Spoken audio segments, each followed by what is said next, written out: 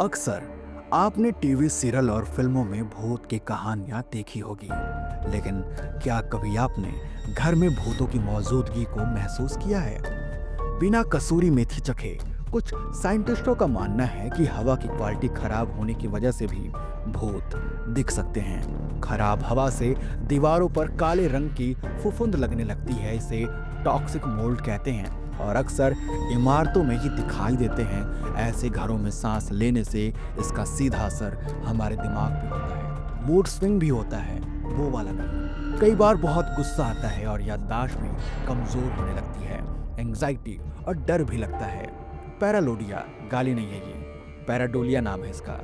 इस वजह से भी दिखता है कि किसी भी चीज में कोई भी आकृति दिखाई देना, मतलब कि कुछ भी आप देख लो उसमें चित्र ढूंढने लगो, बीमारी है।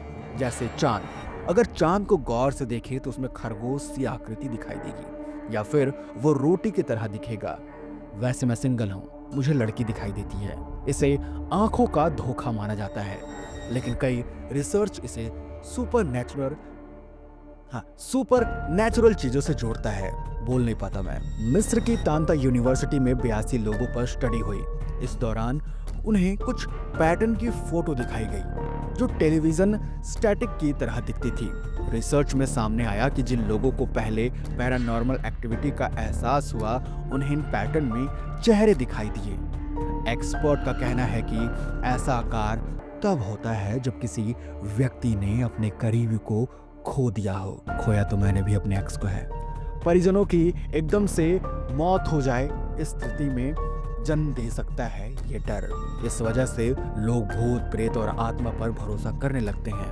पैरीडोलिया को समझने के लिए उदाहरण है कि बादलों को देख लीजिए आप, अभी नहीं, कई बार उसमें कुत्ते, बिल्ली, इंसानी चेहरे की आकृति दिखाई देती है। फल और सब्जी में भी चेहरे की आकृति दिखाई देती है।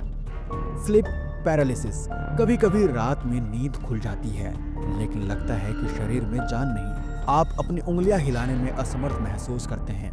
आप चीखना चाहते हैं, चिल्लाना चाहते हैं, कर नहीं पाते हैं। ऐसा बहुत लोगों के साथ होता है।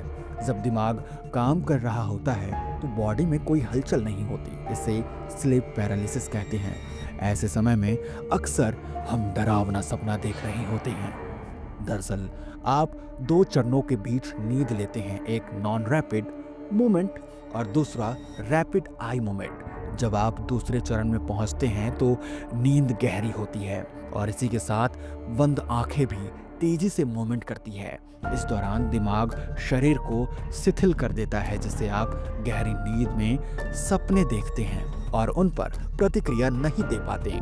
इस दौरान कुछ सेकंड तक हल्की नींद टूट जाती है पर शरीर जो है वो स्थिर रहता है। कई बार लोग इस दौरान भ्रमित या हेलुसिनेशन का भी शिकार हो जाते हैं और भूत या कुछ ऐसी चीजें देखने की बात करते हैं। स्लिप समझ में नहीं आया? मुझे भी बोलते हुए समझ में नहीं आया। इसका उदाहरण सुनिए आप। 2015 में एक महिला ने बताया था कि जब वो अपने पति के साथ सो रही थी तो उसे ऐसा लगा कि किसी ने उसके कंधे पे हाथ रखा है और कहा कि मुझे ठंड लग रही है, क्या मैं यहाँ सो जाऊं?